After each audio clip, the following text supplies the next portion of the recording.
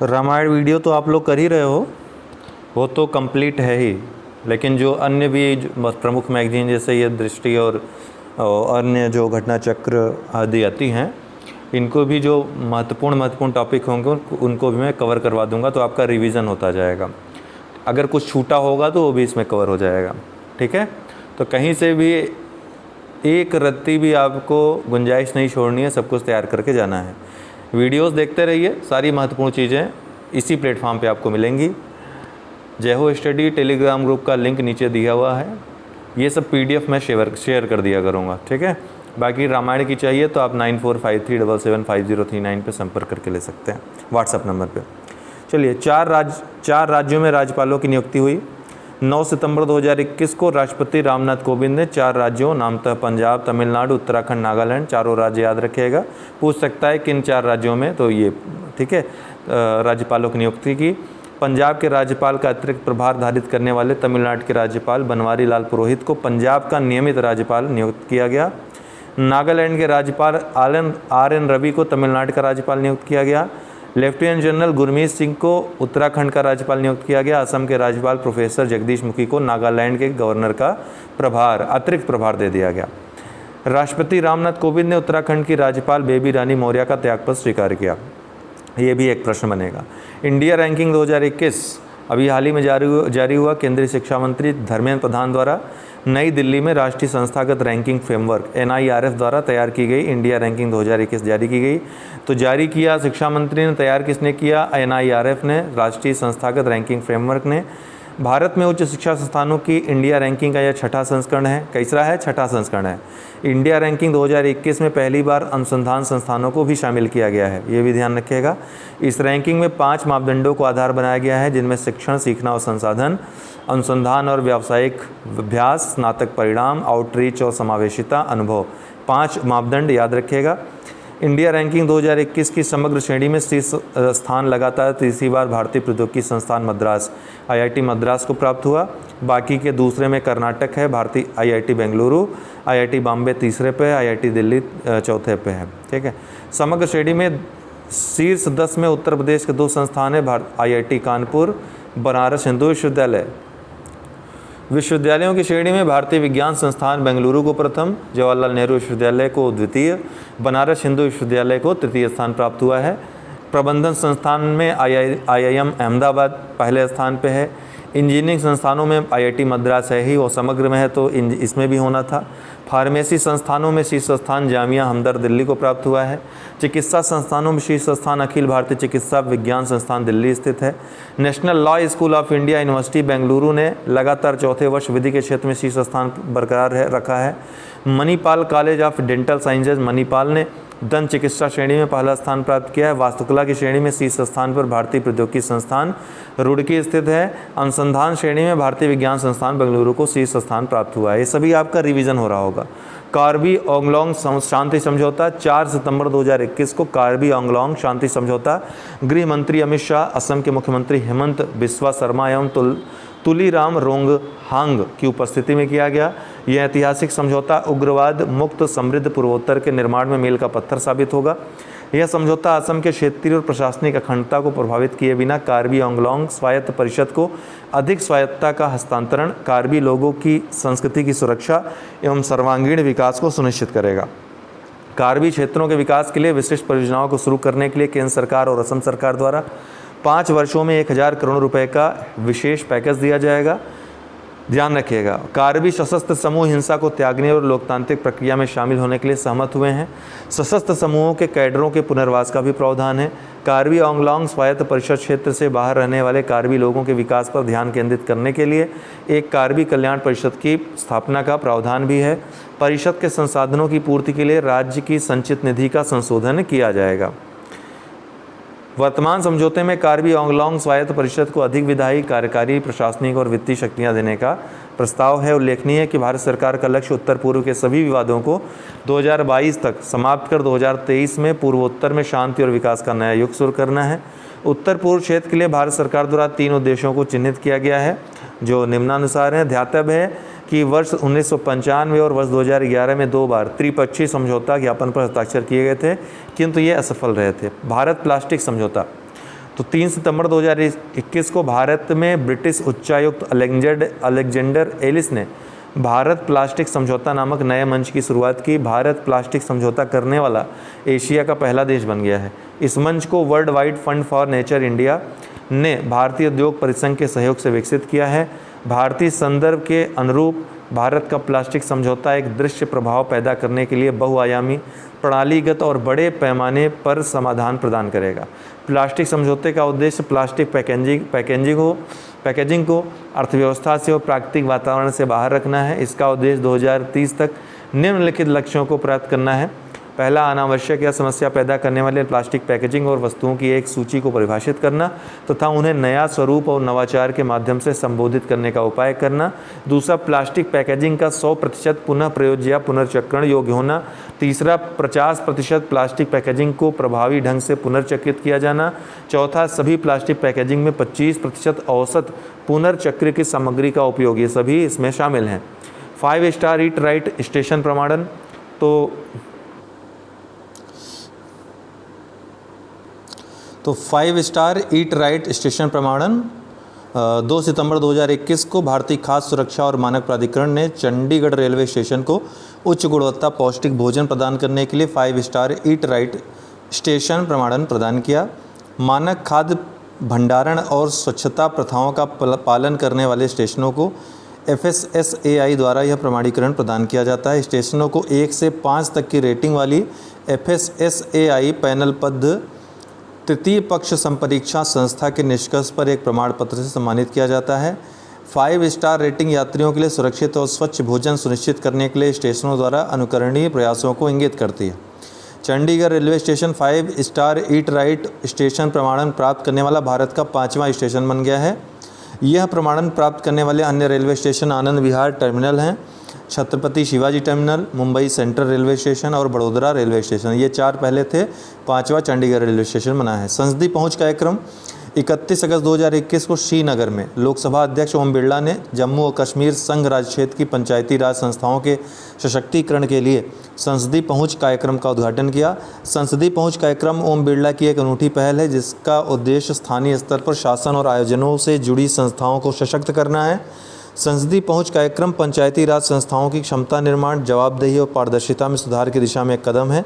इससे पूर्व 27 अगस्त को लद्दाख में इस कार्यक्रम का उद्घाटन किया गया था। ई गोपाला का वेब संस्करण। तो 28 अगस्त 2021 को आनंद गुजरात में केंद्रीय मत्स्य पालन, पशुपालन और डेयरी मंत्री पुरुषोत्तम रूपाला ने ई गोपाला एप्लीकेशन का वेब संस्करण लॉन्च किया। उक्त एप्लीकेशन को राष्ट्रीय डेयरी विकास बोर्ड द्वारा विकसित किया गया है। ध्यान रखिएगा, इस एप्लीकेशन के द्वारा दुधारू पशुओं की बेहतर उत्पादकता के लिए डेयरी किसानों को सटीक जानकारी प्राप्त हो सकेगी। साथ ही यह ऐप रोग मुक्त जर्म प्लाज्म जैसे वीर्य, भ्रूण आदि की खरीद और बिक्री सहित अपने पशुधन का प्रबंधन करने में किसानों की मदद करेगा।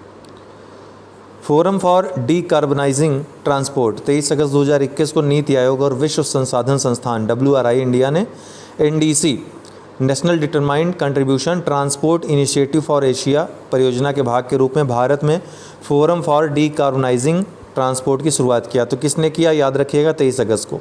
इस परियोजना का उद्देश्य 2 डिग्री से नीचे की सीमा रेखा के अनुरूप एशिया में ग्रीन हाउस गैस उत्सर्जन के उच्च स्तर को नीचे लाना है। भारत में एक विशाल एशिया में, ध्यान रखिएगा, ग्रीन हाउस उत्सर्जन के उच्च स्तर को नीचे लाना है। भारत में एक विशाल और विविध परिवहन क्षेत्र है जो कार्बन डाइऑक्साइड का उत्सर्जन करने वाला तीसरा सबसे बड़ा क्षेत्र है विश्व का।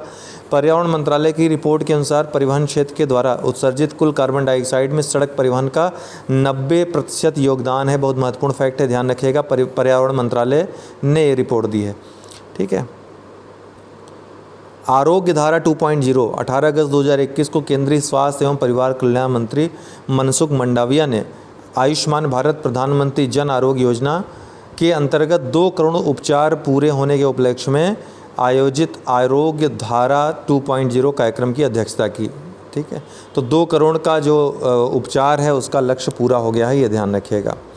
इसी उपलक्ष्य में ये आयोजित किया गया था। 17 अगस्त 2021 तक 33 राज्यों और संघ शासित क्षेत्रों में 23,000 सरकारी और निजी पैनलबद्ध अस्पतालों के नेटवर्क के माध्यम से लगभग 25,000 करोड़ रुपए के उपचार उपलब्ध कराए जा चुके हैं। ध्यातव्य है कि आयुष्मान भारत प्रधानमंत्री जन आरोग्य योजना की शुरुआत 23 सितंबर 2018 को की गई थी रांची में प्रधानमंत्री के द्वारा। इस अवसर पर निम्नलिखित मुख्य पहलों का शुभारंभ किया गया। मतलब जो ये आयोजित हुआ था कार्यक्रम 23 कितने तारीख को, 18 अगस्त को आयोजित हुआ था। पहला अधिकार पत्र, इसे लाभार्थियों को ABPMJAY अर्थात आयुष्मान भारत प्रधानमंत्री जन आरोग्य योजना के तहत उपचार के लिए उनके अस्पतालों में भर्ती के दौरान अधिकारों के विषय में जागरूक बनाने के लिए जारी किया जाएगा, जिससे वे योजना के तहत 5 लाख रुपए तक मुफ्त और नकदी रहित स्वास्थ्य सेवाओं के लिए दावा कर सकते हैं। ध्यान रखिएगा, प्रति परिवार 5 लाख रुपए का ये बीमा है। अभिनंदन पत्र, यह एक धन्यवाद पत्र है जिसे मतलब आयुष्मान भारत प्रधानमंत्री जन आरोग्य योजना के तहत उपचार के बाद डिस्चार्ज के दौरान योजना का लाभ लेने के लिए लाभार्थियों को जारी किया जाएगा।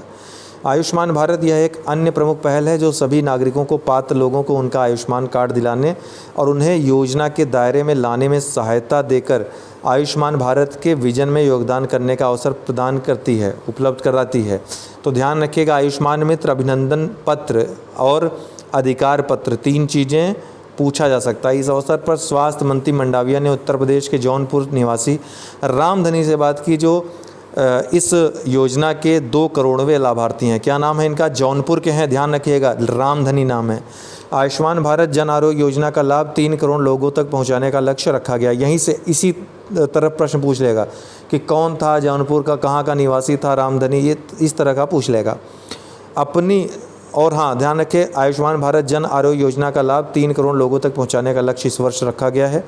अपनी धरोहर अपनी पहचान, 16 अगस्त 2021 को उत्तर प्रदेश सरकार द्वारा पुरातात्विक महत्व वाले स्मारकों के रखरखाव के लिए एडाप्ट हेरिटेज नीति के तहत अपनी धरोहर अपनी पहचान को प्रदेश में लागू करने का निर्णय ले लिया गया है। तो बहुत महत्वपूर्ण है उत्तर प्रदेश की दृष्टि से देखें तो।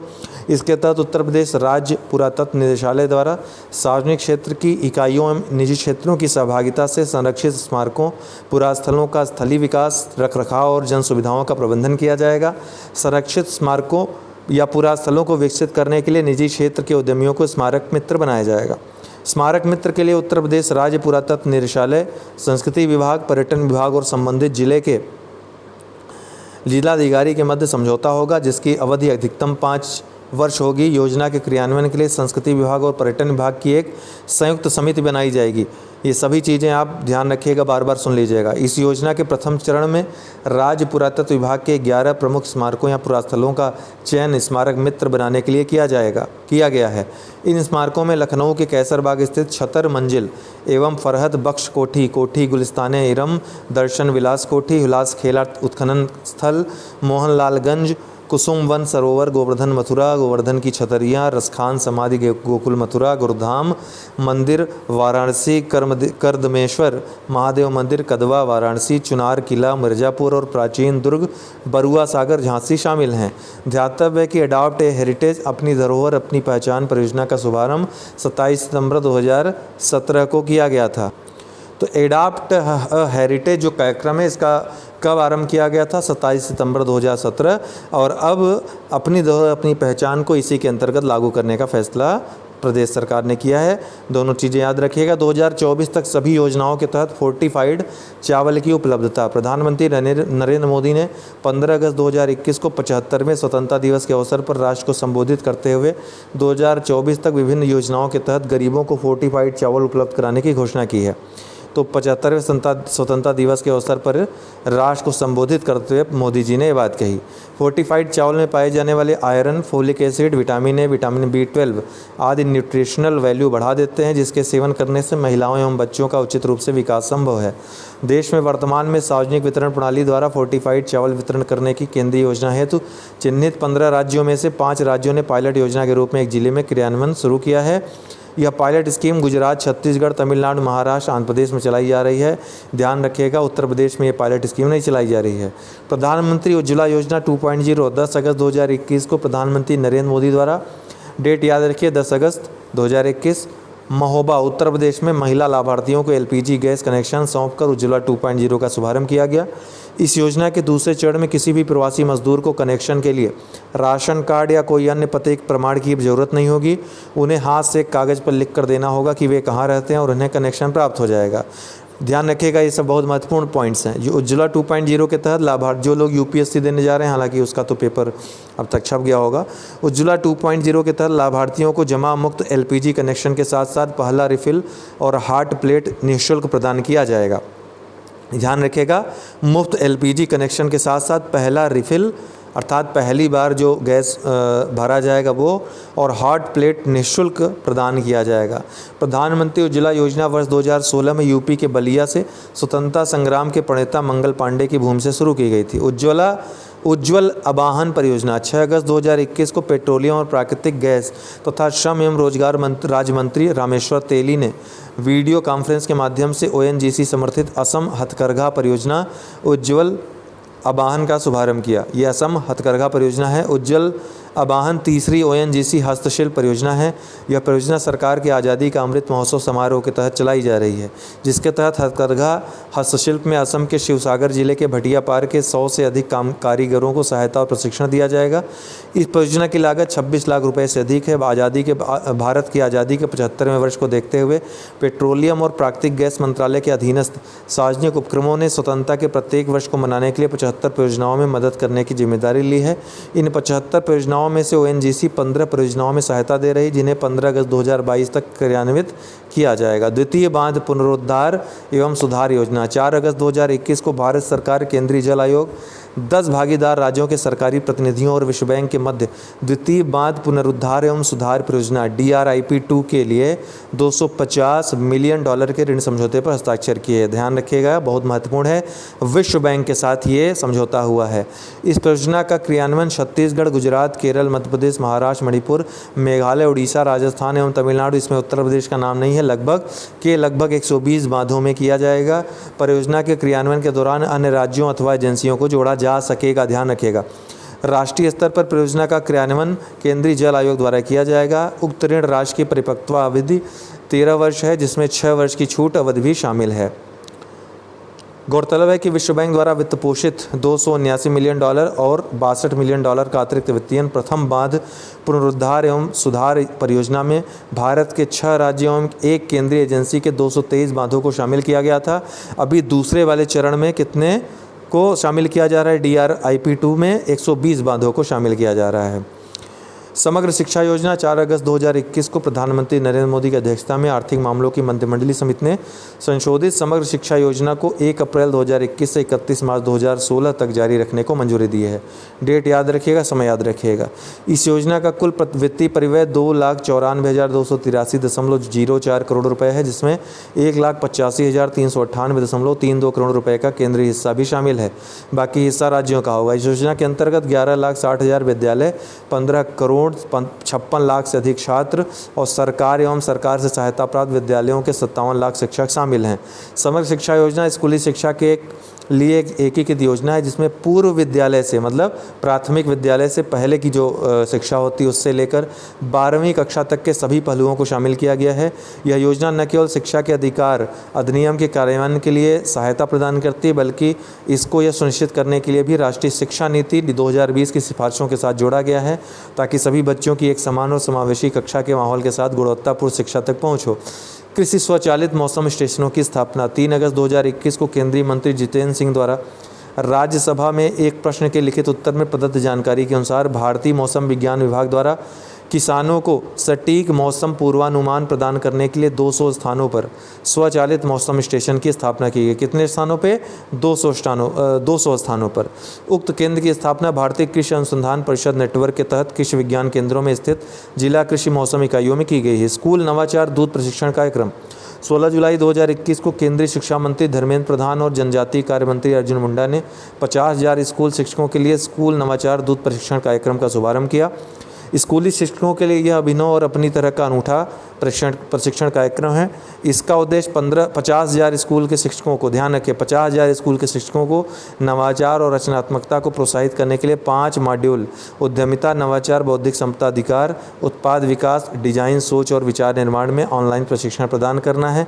इस कार्यक्रम को शिक्षा मंत्रालय के नवाचार प्रकोष्ठ और अखिल भारतीय तकनीकी शिक्षा परिषद द्वारा स्कूली शिक्षकों के लिए उच्चतर शैक्षिक संस्थान के संकाय सदस्यों के लिए नवाचार राजदूत प्रशिक्षण कार्यक्रम के आधार पर डिजाइन किया गया है। भारत का सबसे बड़ा सोलर पार्क 12 जुलाई 2021 को नवीन एवं नवीकरणीय ऊर्जा मंत्रालय ने एनटीपीसी की सहायक company NTPC renewable energy limited को गुजरात के खवाड़ा में कच्छ के रण में स्थित है ये 4750 मेगावाट नवीकरणीय ऊर्जा पार्क स्थापित करने की मंजूरी प्रदान की है। यह भारत का सबसे बड़ा सोलर पार्क होगा जिसके तहत व्यावसायिक स्तर पर हरित हाइड्रोजन उत्पन्न करने की योजना है तथा वर्ष 2032 तक 60 गीगावाट नवीकरणीय ऊर्जा क्षमता का निर्माण करने का एनटीपीसी लिमिटेड का लक्ष्य भी है। ऊर्जा मंत्रालय ने एनटीपीसी की सहायक कंपनी को यह मंजूरी सोलर पार्क योजना के mode 8 ultra mega renewable energy power park के तहत प्रदान की है।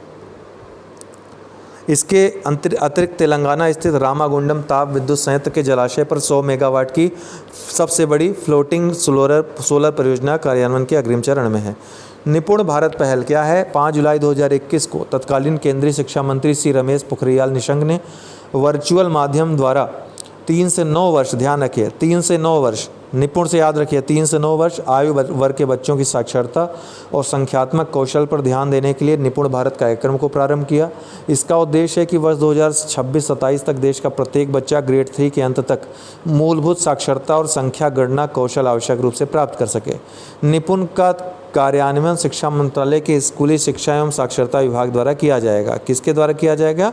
स्कूली शिक्षा मंत्रालय के स्कूली शिक्षा एवं साक्षरता विभाग के द्वारा। निपुण का फुल फॉर्म है national initiative for proficiency in reading with understanding and numeracy. ये पहल स्कूली शिक्षा कार्यक्रम है और यह समग्र शिक्षा का एक हिस्सा है। यह पहल को केंद्र प्रायोजित योजना के रूप में समग्र शिक्षा के साथ शुरू किया गया है। समग्र शिक्षा कार्यक्रम 3 योजनाओं सर्व शिक्षा अभियान, राष्ट्रीय माध्यमिक शिक्षा अभियान और शिक्षक शिक्षा को मिलाकर शुरू किया गया था। Open network for digital commerce ONDC के लिए सलाहकार परिषद की स्थापना की गई है। तो 5 जुलाई 2021 को वाणिज्य एवं उद्योग मंत्रालय के अंतर्गत उद्योग संवर्धन एवं आंतरिक व्यापार विभाग DPIIT ने open network for digital commerce के लिए 9 सदस्यीय सलाहकार परिषद की स्थापना की।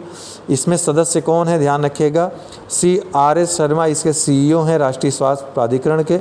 श्री आदिल जैनुल भाई अध्यक्ष हैं QCI एवं क्षमता निर्माण आयोग के। बाकी जो है इतना महत्वपूर्ण नहीं है, इतना याद रखिए। ONDC का उद्देश्य किसी विशेष प्लेटफॉर्म के स्वतंत्र ओपन नेटवर्क प्रोटोकॉल और ओपन स्पेसिफिकेशंस का उपयोग करते हुए ओपन सोर्स पद्धति पर विकसित ओपन नेटवर्क को बढ़ावा देना है। भारत कोविड-19 आपातकालीन प्रतिक्रिया और स्वास्थ्य प्रणाली पैकेज चरण 2 लॉन्च हुआ है। 8 जुलाई 2021 को केंद्रीय मंत्रिमंडल ने वित्त वर्ष 2021-22 के लिए 23,123 करोड़ रुपए की नई योजना भारत कोविड-19 आपात प्रक्रिया और स्वास्थ्य प्रणाली तैयारी परियोजना चरण 2 को मंजूरी प्रदान की। इस योजना का उद्देश्य शीघ्र निवारण, पहचान एवं प्रबंधन के लिए त्वरित प्रतिक्रिया के लिए स्वास्थ्य प्रणाली की तैयारी में तेजी लाना है। साथ ही इस योजना में बाल चिकित्सा देखभाल समेत स्वास्थ्य अवसंरचना के विकास पर भी ध्यान केंद्रित किया जाएगा। चरण 2 1 जुलाई 2021 से 31 मार्च 2022 तक केंद्र और राज्यों की भागीदारी के साथ लागू किया जाएगा, जिसमें केंद्र का हिस्सा 15,000 करोड़ रुपये और राज्य का हिस्सा 8,123 करोड़ रुपये होगा। भारत भूटान विकास सहयोग वार्ता बहुत महत्वपूर्ण है, यहाँ से प्रश्न आएगा ही आएगा। 28 जून 2021 को तीसरी भारत भूटान विकास सहयोग वार्ता को वर्चुअल माध्यम से आयोजित किया गया। इस वार्ता में भारतीय प्रतिनिधिमंडल का नेतृत्व विदेश मंत्रालय के सचिव राहुल छाबड़ा तथा भूटान के प्रतिनिधिमंडल का नेतृत्व शाही सरकार के विदेश सचिव श्री किंगा सिंघे ने किया। भारत सरकार ने भूटान की 12वीं पंचवर्षीय योजना के दौरान विकास परियोजनाओं के कार्यान्वयन के लिए 4500 करोड़ रुपए और माध्यमिक व्यापार सहायता सुविधा के लिए 400 करोड़ रुपए देने की प्रतिबद्धता व्यक्त की है। तो प्रश्न आ सकता है कहाँ की पंचवर्षीय योजना के लिए भारत ने अभी हाल ही में मदद की है? तो भूटान की 12वीं पंचवर्षीय योजना के लिए। दोनों देश भूटान में सड़क अवसंरचना, जल प्रबंधन, औद्योगिक पार्क, कोविड-19 प्रबंधन जैसे क्षेत्रों में नई परियोजना सहबद्ध सहायता परियोजनाएं लागू करने के लिए सहमत हुए हैं। Ratle hydro electric power corporation limited. जून 2021 में भारत की प्रमुख पनबिजली कंपनी NHPC लिमिटेड ने Jammu Kashmir state power development corporation limited के साथ एक संयुक्त उद्यम company Ratle hydro electric power corporation limited का गठन किया। बहुत महत्वपूर्ण है, ध्यान रखिएगा। इस संयुक्त उद्यम कंपनी का गठन 850 मेगावाट की रतले पनबिजली परियोजना के कार्यान्वयन हेतु किया गया है, जिसमें NHPC लिमिटेड की 51% और JKSPDC की 49% इक्विटी की हिस्सेदारी है। रतले पनबिजली परियोजना संघ राज्य क्षेत्र जम्मू कश्मीर के किश्तवाड़ जिले में चिनाब नदी पर स्थित एक रन ऑफ रिवर योजना है। इंडिया स्मार्ट सिटीज़ अवार्ड 2020 25 जून 2021 को केंद्रीय आवास एवं शहरी कार्य मंत्रालय द्वारा इंडिया स्मार्ट सिटीज़ अवार्ड 2020 के विजेताओं की घोषणा की गई है। यह पुरस्कार सामाजिक पहलुओं, शासन प्रणाली, संस्कृति, शहरी पर्यावरण, स्वच्छता, अर्थव्यवस्था, शहरी परिवर्तन जैसे विषयों पर उत्कृष्ट योगदान देने वाले राज्यों, संघ राज्य क्षेत्रों को प्रदान किया जाता है। संघ राज्य क्षेत्र और राज्य पुरस्कार श्रेणी में राज्यों में उत्तर प्रदेश और संघ राज्य क्षेत्रों में चंडीगढ़ को प्रथम पुरस्कार प्रदान किया गया है। पहली बार राज्यों को शामिल किया गया, ध्यान रखिएगा। इंदौर और सूरत ने इस वर्ष अपने समग्र विकास के लिए संयुक्त रूप से शहरी पुरस्कार प्राप्त किया। शहरों में अगर देखा जाए तो संयुक्त रूप से इन दोनों को प्रथम पुरस्कार मिला है। नवाचार पुरस्कार में देखें तो नवाचार विचार पुरस्कार इंदौर शहर को मिला है। कोविड नवाचार पुरस्कार में संयुक्त विजेता कौन रहे? कल्याण, डोंबिवली और वाराणसी, ध्यान रखिएगा। परियोजना पुरस्कार किसको मिला? विषयवार और परियोजना में जो पुरस्कार मिले हैं विषयवार विजेता और संयुक्त विजेता दोनों का नाम है। सामाजिक पहलू में तिरुपति को, शासन प्रणाली में वडोदरा को, संस्कृति में इंदौर और चंडीगढ़ को, शहरी पर्यावरण में भोपाल और चेन्नई को, स्वच्छता में तिरुपति इंदौर को, अर्थव्यवस्था में इंदौर को, पर्यावरण निर्माण में इंदौर को, जल में देहरादून वाराणसी को, शहरी गतिशीलता में औरंगाबाद को, ICCC व्यापार मॉडल में अगरतला को, समग्र में इंदौर और सूरत को। बागवानी संकुल विकास कार्यक्रम 31 मई 2021 को केंद्रीय कृषि एवं किसान कल्याण मंत्री नरेंद्र सिंह तोमर ने बागवानी के समग्र विकास को सुनिश्चित करने के लिए बागवानी संकुल विकास कार्यक्रम का शुभारंभ किया। प्रायोगिक चरण में उक्त कार्यक्रम का क्रियान्वयन 12 बागवानी संकुलों में किया जाएगा। ये 12 संकुल हैं सेब के लिए शोपियां जम्मू कश्मीर और किन्नौर हिमाचल प्रदेश, आम के लिए लखनऊ उत्तर प्रदेश, कच्छ गुजरात एवं महबूबनगर तेलंगाना, केला के लिए अनंतपुर आंध्र प्रदेश तथा थेनी तमिलनाडु, अंगूर के लिए नासिक महाराष्ट्र, अनानास के लिए सिपाही जला त्रिपुरा, अनार के लिए सोलापुर महाराष्ट्र, चित्तौड़गढ़ और हल्दी के लिए पश्चिम जयंतिया पहाड़ियाँ मेघालय की। ध्यातव्य है कि इस कार्यक्रम के लिए 53 संकुलों का चयन किया गया है। यह केंद्रीय क्षेत्र कार्यक्रम है जिसका कार्यान्वयन राष्ट्रीय बागवानी बोर्ड द्वारा किया जाएगा। उक्त कार्यक्रम का लक्ष्य वैश्विक स्तर पर प्रतिस्पर्धी बनाने के लिए पहचान किए गए बागवानी संकुल का विकास करना है। इस कार्यक्रम में 10 लाख किसानों एवं मूल श्रृंखला से संबंधित भागीदारों को लाभ होगा। 10 लाख की जगह 5 लाख 6 लाख कर देगा तभी गलत होगा आपका। सभी 53 की जगह 52-50 कर देगा तो गलत हो जाएगा आपका। तो सभी 53 संकुलों में इस कार्यक्रम के कार्यान्वयन के पश्चात 10,000 करोड़ रुपए के निवेश का अनुमान है। PM केयर्स फॉर चिल्ड्रन योजना 29 मई 2021 को भारत के प्रधानमंत्री नरेंद्र मोदी ने। यहाँ से प्रश्न बहुत महत्वपूर्ण है, आ सकता है, ध्यान रखिएगा एक एक बात इसकी। तो 29 मई 2021 को भारत के प्रधानमंत्री नरेंद्र मोदी ने PM केयर फॉर चिल्ड्रन योजना की शुरुआत की। इस योजना के माध्यम से कोरोना महामारी में अनाथ हुए बच्चों को शिक्षा, स्वास्थ्य और व्यक्तिगत ज़रूरतों को पूरा करने के लिए वित्तीय सहायता प्रदान की जाएगी। PM केयर्स फंड से 18 वर्ष की आयु पूरी करने वाले प्रत्येक बच्चे के लिए, ध्यान रखिए, 10 लाख रुपए का कोष बनाया गया है। ऐसे बच्चों को 18 वर्ष की आयु पूरी करने पर अगले 5 वर्षों तक मासिक वित्तीय सहायता, छात्रवृत्ति और 23 वर्ष की आयु पूरी करने पर उसे व्यक्तिगत और व्यावसायिक उपयोग के लिए 10 लाख रुपए की राशि प्रदान की जाएगी। 10 वर्ष से कम आयु के बच्चों को नज़दीकी केंद्रीय विद्यालय या निजी स्कूल में डे स्कॉलर के रूप में प्रवेश दिलाया जाएगा। अगर बच्चे का दाखिला किसी निजी स्कूल में होता है तो PM केयर से RTE के नियमों के अनुसार फीस दी जाएगी। साथ ही स्कूल ड्रेस, पाठ्यपुस्तकों और नोटबुक पर होने वाले खर्चों का भुगतान PM केयर्स फंड द्वारा किया जाएगा। 11 से 18 वर्ष की आयु के बच्चों को केंद्र सरकार के किसी भी आवासीय विद्यालय में प्रवेश दिलाया जाएगा। उच्च शिक्षा के भारत में व्यावसायिक पाठ्यक्रमों के लिए शिक्षा ऋण दिलाने में बच्चों की सहायता की जाएगी। उच्च शिक्षा की बात हो रही। साथ ही इस ऋण पर लगने वाला ब्याज का भुगतान PM केयर्स फंड द्वारा किया जाएगा। ऐसे सभी बच्चों को आयुष्मान योजना के तहत 18 वर्ष की आयु तक 5 लाख रुपए का मुफ्त स्वास्थ्य बीमा मिलेगा और प्रीमियम का भुगतान PM केयर फंड द्वारा किया जाएगा। समुद्री भारत शिखर सम्मेलन 2 से 4 मार्च 2021 के मध्य पत्तन, पोत परिवहन और जलमार्ग मंत्रालय द्वारा पत्तन एवं समुद्री क्षेत्र में अंतर्राष्ट्रीय तथा घरेलू निवेश बढ़ाने के लिए वर्चुअल प्रारूप में समुद्री भारत शिखर सम्मेलन का आयोजन किया गया। वर्चुअल प्रारूप में किया गया था, ये ध्यान रखिएगा। 2 मार्च 2021 को प्रधानमंत्री नरेंद्र मोदी ने इस शिखर सम्मेलन का उद्घाटन किया। इस शिखर सम्मेलन के उद्घाटन सत्र 2 मार्च में अफगानिस्तान, रूस, उज्बेकिस्तान, ईरान और आर्मेनिया के मंत्री स्तरीय भागीदारी रही। 5 देशों का नाम एकदम रट्टा मार लीजिएगा। इस शिखर सम्मेलन में फिक्की औद्योगिक भागीदार और अर्नस्ट एंड यंग ज्ञान भागीदारी के रूप में शामिल हुए। उद्घाटन के दिन इस शिखर सम्मेलन में मुंबई में निवेश के अवसर नामक एक प्रदर्शनी सत्र का आयोजन किया गया। क्या मुंबई में निवेश के अवसर, इस शिखर सम्मेलन में मैरीटाइम इंडिया विजन 2030 जारी किया गया। इतनी महत्वपूर्ण बातें समुद्री भारत शिखर सम्मेलन के बारे में ध्यान रखें। 16वां प्रवासी भारतीय दिवस सम्मेलन 2021 9 जनवरी 2021 को प्रधानमंत्री ने वर्चुअल माध्यम से 16वें प्रवासी भारतीय दिवस सम्मेलन का उद्घाटन किया। इस सम्मेलन के मुख्य अतिथि कौन रहे? सूरीनाम के गणराज्य के राष्ट्रपति श्री चंद्रिका प्रसाद संतोखी। इस सम्मेलन का मुख्य विषय आत्मनिर्भर भारत में योगदान था। यह विदेश मंत्रालय का एक प्रमुख कार्यक्रम है जो विदेश में रहने वाले भारतीयों के साथ जुड़ने तथा संबंध स्थापित करने के लिए एक महत्वपूर्ण मंच प्रदान करता है। 8 जनवरी 2021 को वर्चुअल प्रारूप में युवा प्रवासी भारतीय दिवस का आयोजन भारत और भारतीय समुदाय से सफल युवाओं को एक साथ जोड़ना विषय पर किया गया। इस अवसर पर 30 व्यक्तियों और संगठनों को प्रवासी भारतीय दिवस सम्मान 2021 प्रदान किया गया, जिसमें सूरीनाम के राष्ट्रपति चंद्रिका प्रसाद संतोखी, कुराकाओ द्वीप नीदरलैंड के प्रधानमंत्री यूजीन रघुनाथ और न्यूजीलैंड की मंत्री प्रियंका राधाकृष्णन प्रमुख हैं। तो ये राष्ट्रीय जो परिदृश्य है उसकी महत्वपूर्ण खबरें थी, उनको थोड़ा डीप में जिनको पढ़ना था महत्वपूर्ण थे देख लिया। अंतर्राष्ट्रीय फिर इसके बाद हम, अगर आप लोग की इच्छा होगी, कमेंट बॉक्स में कमेंट करके बता दीजिएगा। तो ये पूरा इसका जो आर्थिकी वाला है नेक्स्ट में बता देंगे, ठीक है, जो एकदम नए आंकड़े आए हैं, और जितना भी है सब एक एक पोर्शन करवा देंगे।